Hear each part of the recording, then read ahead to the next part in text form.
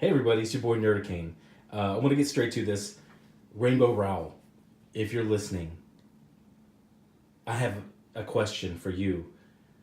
Aside from picking up a paycheck from Marvel, what are you doing writing Marvel comics?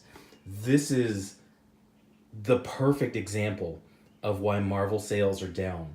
This is the perfect example of why the comic book industry is struggling. This is the perfect example of why 50 plus stores in America have gone out of business, comic book stores. The lifeblood, the main outlet of the industry. It's not digital. Don't give us that digital sales crap anymore, okay? We're done having it. The businesses are dying because of things like this, okay? I got this. So I picked this up the other day, and I got it because the cover annoyed me, and I was kind of in the mood for some cringe, but I had really no idea the depths that this would go to. It's just the spectacular ineptness of this comic book right off the bat, right off the cover. This is typical Marvel in current year of 2018. It's a legacy villain, a very powerful legacy villain, standing toe to toe with some skinny hipster just wearing a t-shirt and jeans. I didn't know what to be more pissed off about. That Doom was like lowered to the level of a hipster, or the hipster was elevated to the level of fighting Doctor Doom. Turns out that's a Doom bot, and it's a malfunctioning Doom bot.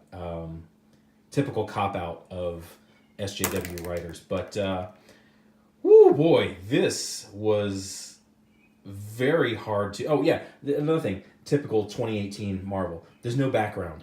Well, I guess the artist, whoever the artist is, thought, okay, they saw the script and like, okay, if the writer is just phoning it in, I'm just gonna phone in the artwork. I'm not even gonna bother with backgrounds. I'm just gonna kind of do it, and you see it throughout this book. Everybody is just standing in this like floating purple mauve nothingness. Everybody's just standing in it. So here's the thing. Going a little more to Rainbow Rowell. I'm a chef. I have 20 something years, almost 30 years in the restaurant industry. I'm not a bartender. One day at the sports bar, someone asked me to make an old fashioned. And I really have no idea how to make an old fashioned. So instead of fumbling through it and trying to act like I knew how to make one, I asked the guy, I said, hey, how do you make an old fashioned? I told him, I'm a chef, I'm not a bartender. I'll put this together for you. Just tell me how to do it. So the dude kind of laughed, and he kind of guided me through it, and I'm pouring it. And I'm not measuring anything, because I figured if the dude was going to have a crappy old-fashioned made by me, he might as well get really drunk off of it, and that will kind of balance it out. So he told me how to do it. We kind of crashed and banged our way through it. And at the end of the drink, he kind of laughingly tells me, it tasted nothing like it was supposed to, but I'm getting really drunk off of it, so it's okay. And I tell you this to kind of like allude it to Rainbow Rowell. Rainbow Rowell, I don't think you know how to write a comic book. I think your wheelhouse is tween, YA, drama, romance, situation, sitcom. It seems like this, you don't know how to write a comic book. I've come to that conclusion after watching this. And instead of asking somebody how to do it or figuring out how to do it, you've gone back to your wheelhouse, which is the tween, drama, I can't even say comedy, sitcom, because it's not funny. It's just completely inane. Oh God, here we go. We're gonna get started on this, and I'm gonna try to keep this as fast as possible. So the Doombot shows up and wants to rebuild this dude, Victor Macha. Apparently they had a fight with him, but there was no damage. There's no collateral damage in this fight with the Doombot. And this dude's like, oh, hey guys, he's here to fix me. He's not fixed. He's just a head that screwed off a body that apparently got destroyed. So then we get into like the lamest dick measuring contest in comic books ever.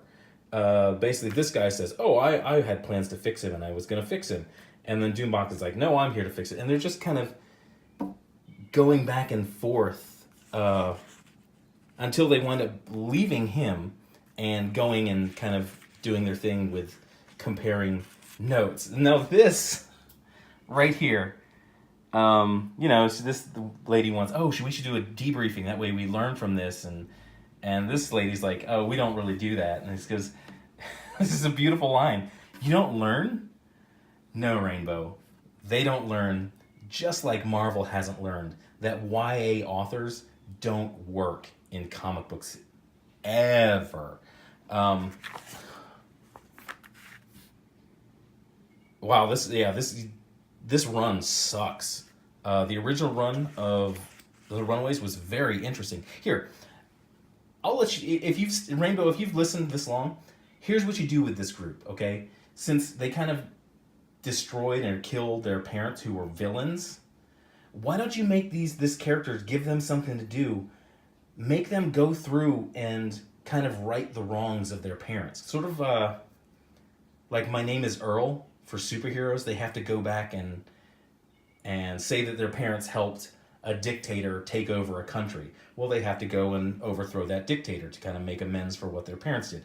That's how you do this comic book. Not just, they never leave this house, and they just like, these two are just like constantly, oh, you love me, you don't love me, and that's what you do with this comic, okay? These next panels are just painful. But there's a great line right here as well. It's a good example of Drek. This is Drek, and it's a great example of 2018 Marvel Comics Drek. Every once in a while, a little piece of, I've noticed this in SJW Comics, every once in a while, a little piece of the truth will slip out in a line, in a panel, and that's exactly what this is. We go back to a whole lot more just painful bickering back and forth between him and the Doombot. And then this panel right here makes the fight that apparently happened in Runaways 8 pointless, and it makes all of these pages completely pointless. So this Doombot decides, okay, I'm leaving, and we're right back to the same spot. This guy's not here. He's not in the picture. He's not fixing him, and he's not getting fixed. So, yeah, this is so painful. You know what this is? This reminds me of? This book reminds me of this. It's like the CW shows have gone full circle.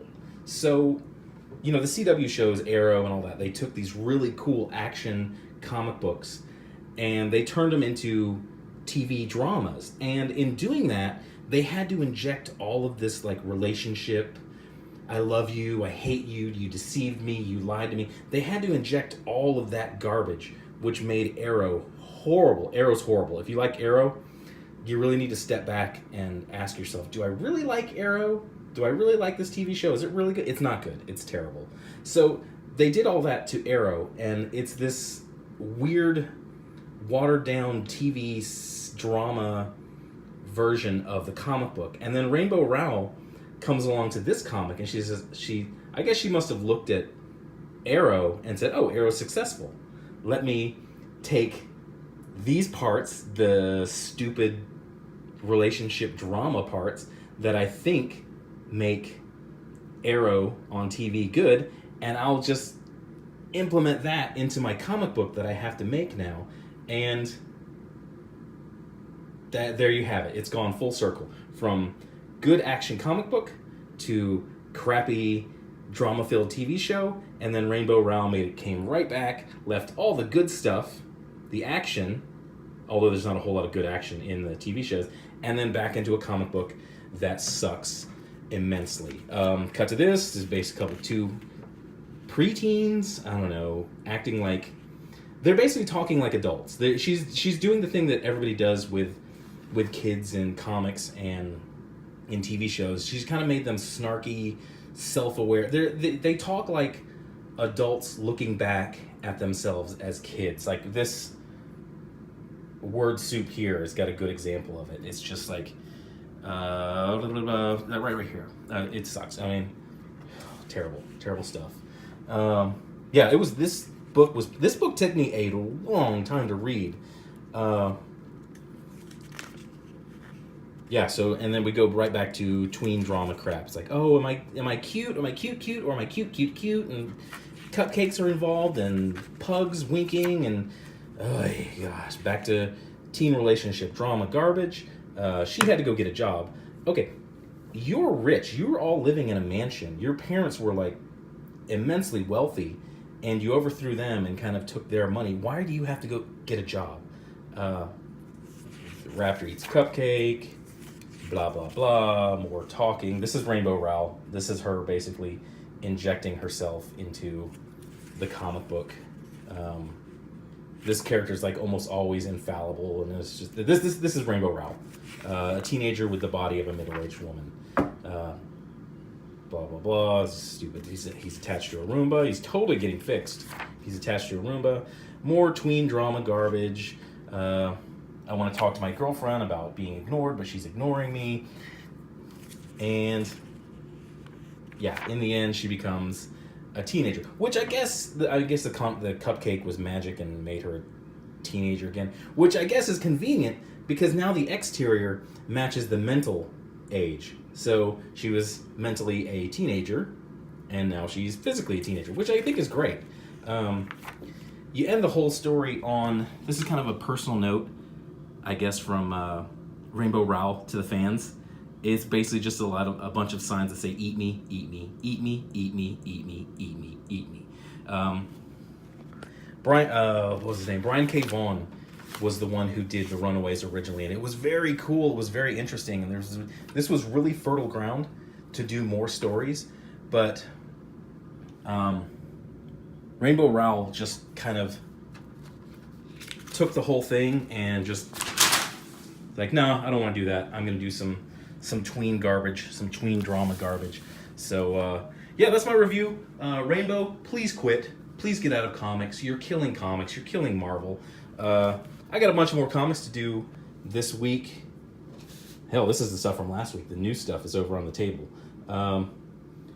Runaways 9, man, it's not a comic book. It's just bad. It's really, really bad. No one should buy it. When I picked that up, there were plenty of back issues of Runaways behind it. So if you want to cringe and see how bad... But, years from now, hopefully when all of this rights itself and the comics industry is healthy again, when we look back, I'm going to keep that comic. When we look back at what was wrong with Marvel Comics from 2014 to about 2018, 2019, I'm going to point to that comic and say that was the perfect example of why Marvel fell so bad. Why I think the average Marvel comics, the average from best to worst, sells somewhere in the upper 20,000s every month, which is absolutely pathetic considering this golden age of nerddom that we're in. But I'm going to cut it off there. This has been about a 14-minute video, way longer than Rainbow. This is a lot more time than Rainbow Rowell's writing deserves. Yeah, I'll say it again. Rainbow, please, for the health of the industry, you had no interest in comics before. I'm sure it's great picking up a paycheck saying you're a Marvel writer, but you're not a Marvel writer. You're not writing Marvel comic books. You're writing like a teen drama zine. You're writing a webcomic on the level of questionable content. Although you probably don't hate, well, maybe you do hate your audience as much as Jeff Jacques does. But I'm going to cut it off here. That book sucks. I'm Nerdicane. You can hit me here. You can hit me on Twitter. There's more coming. There are some good comics this week. Thanks for watching. Have a good day. Don't ever pick up Runaways. It's a garbage series right now. Bye!